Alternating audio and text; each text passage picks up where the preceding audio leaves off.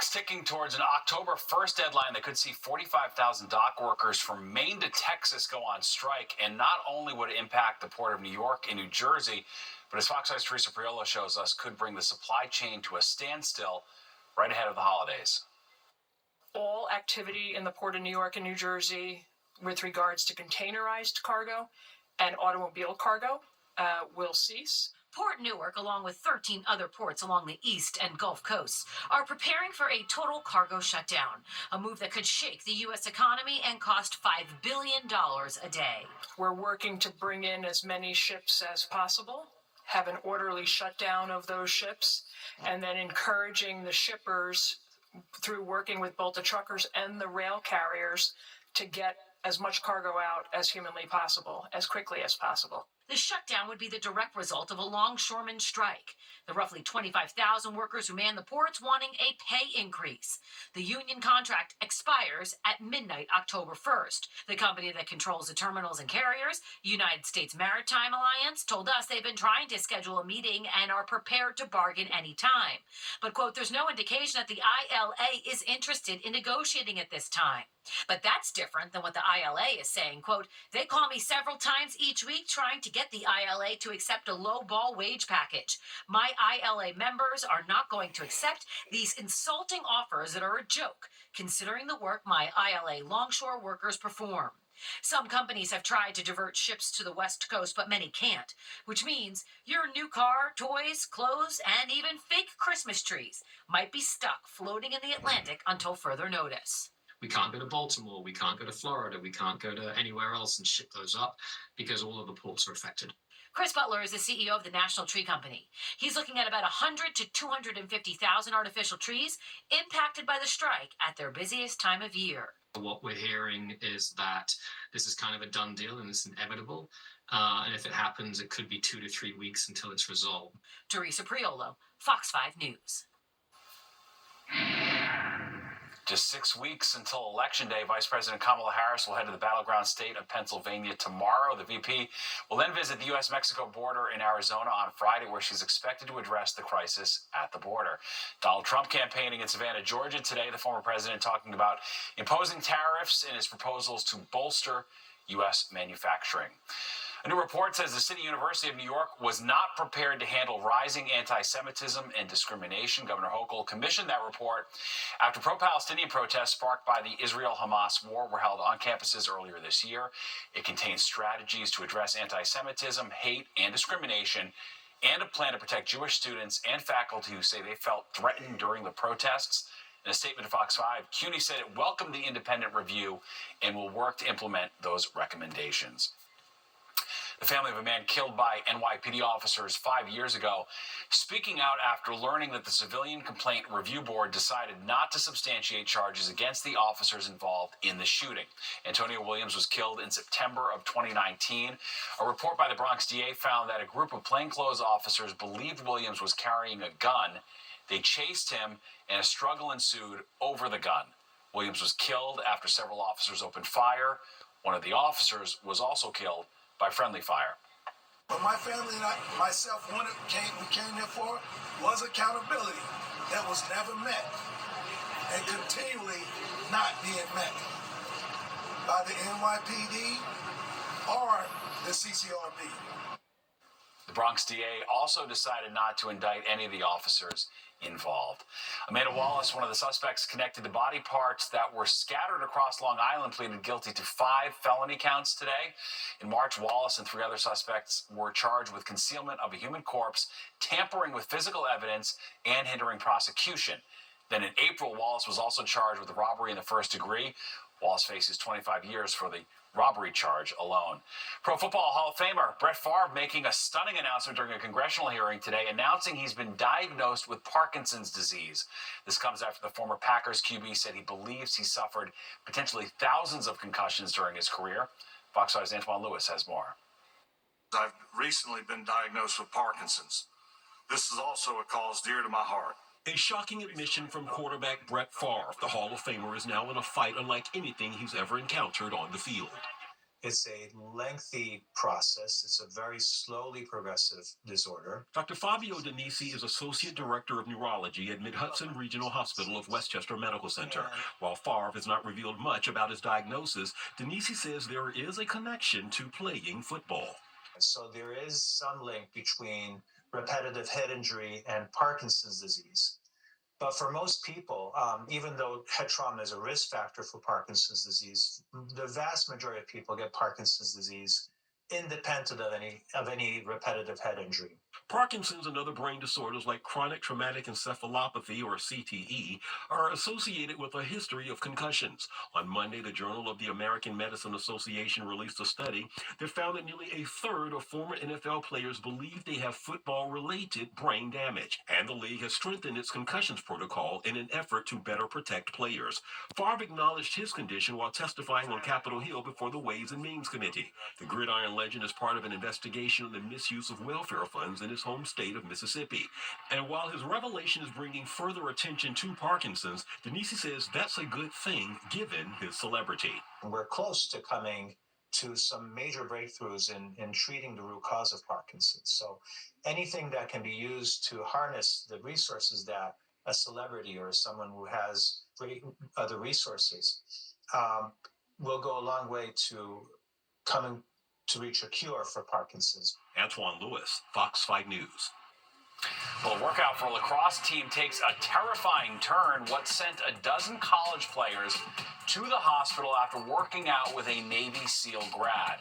And when you have a craving for something salty or sweet, what should you reach for? A new study revealing that not all ultra-processed foods are created equal. Well, when it comes to ultra-processed foods, are there actually some that are better for your heart than others? Fox 5's Kendall Green separates the processed meats and sugary drinks from the breakfast cereals and sugary yogurts. Lydia and Tanner are your typical college kids. What would you say the percentage of the food you eat is processed? A good amount, because I'm in college. Yeah. So.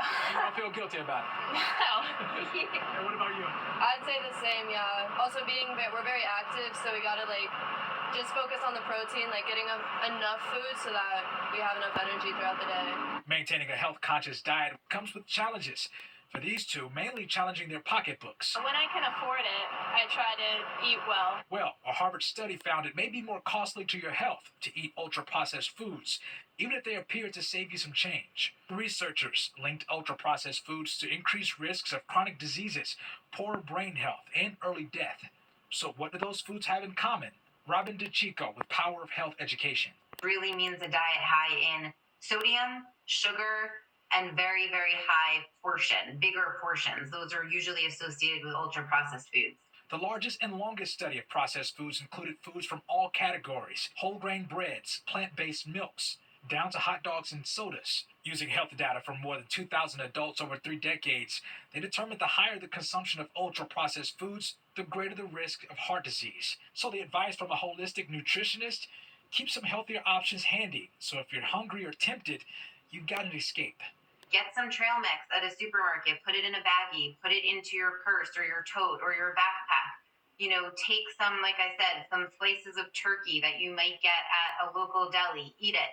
Luckily for these college students, their eyes are peeled on those healthier deals. They got good sugar up here. Yeah. They had a deal on pressed juice today.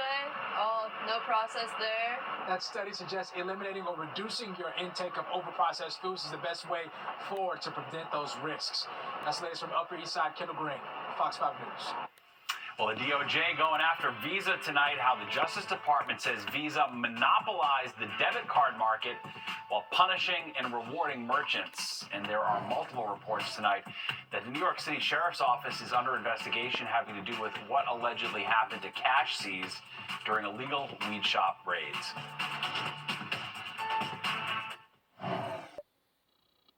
You're watching the 10 o'clock news. There are multiple reports tonight that New York City Sheriff and his office are under investigation. Sheriff Anthony Miranda's office apparently facing scrutiny over cash seizures made during the raids on illegal weed shops. And Miranda himself is reportedly under investigation over claims he allegedly solicited donations for an organization he heads in exchange for looking the other way on targets being investigated by the Sheriff's Office. Fox 5's Arthur Chien has the latest. What they're smoking, the chemicals that are put onto these things to make them more potent, that's what makes it more dangerous. New York City Sheriff Anthony Miranda's profile rocketed since taking the job more than 2 years ago. His agency, in charge of enforcing court orders and seizing property, landed him in the forefront of the battle against illegal weed shops. But the sheriff himself is now reportedly at the center of a corruption probe. According to multiple reports, the city's Department of Investigations is looking into whether Miranda solicited donations for an organization he heads, the National Latino Officers Association, in exchange for looking the other way on targets being investigated by his sheriff's office. Mayor Eric Adams Tuesday responded to yet another investigation into his administration by voicing his full confidence in Miranda. They have handled over $78 million in illegal cannabis. I got a lot of confidence in him. In addition to reports investigators are looking into Miranda, there are also several reports the DOI is looking into allegations his office improperly seized cash during its raids on illegal weed shops. At a hearing last week, City Council member Justin Brannon asked Miranda about cash seizures during raids on unlicensed cannabis stores. Has any sheriff's office employee during any inspection of any of those shops ever seized any cash? During padlock to protect operations? Yeah. I do not believe so. While Miranda has been associated with some controversies during his career, none of them seem to be as serious as what he now reportedly faces. On the Upper East Side, Arthur Chien, Fox 5 News. 3 men's lacrosse players from Tufts University remain hospitalized with a rare muscle condition linked to overexertion. They became sick after taking part in a voluntary workout on September 16th. That session was supervised and led by a Tufts alum who's a recent grad of the Buds Navy SEAL training program. According to the university, 19 members had to be hospitalized for rhabdo. That's a condition where a person's muscles break down after excessive exercise without rest.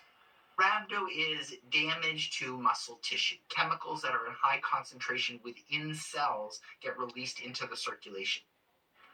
The 3 players who remain hospitalized are expected to be let out soon. Tufts is now appointing an independent investigator to look into this whole situation. Well, the DOJ going after Visa tonight, accusing the company of using its power and sheer size to monopolize the debit card market. Fox 5's Linda Schmidt lays out the sweeping allegations in the antitrust suit and Visa's response. We allege that to maintain this monopoly power, Visa deploys a web of unlawful anti-competitive agreements. The U.S. Justice Department going after Visa, filing an antitrust lawsuit against the financial giant. The government accusing Visa of using its size and power to eliminate competitors in the debit card market, which ultimately costs consumers and businesses billions of dollars. Visa has unlawfully amassed the power to extract fees that far exceed what it could charge in a competitive market. Merchants and banks pass along those costs to consumers. We all pay it in prices. Attorney Doug Cantor is with the National Association of Convenience Stores, which supports the lawsuit against Visa. But he also says banks are a big part of the problem because they are making money off the debit processing fees that Visa is charging businesses. Visa sets the bank's prices. So the banks love Visa because they set the prices high. That's what they really care about. The suit also alleges that Visa penalizes banks and businesses if they use a competitor. Congress thought it fixed this problem on debit when it passed legislation over a decade ago, but Visa has found one way after another to undermine it and make sure that it doesn't work quite the way it was supposed to.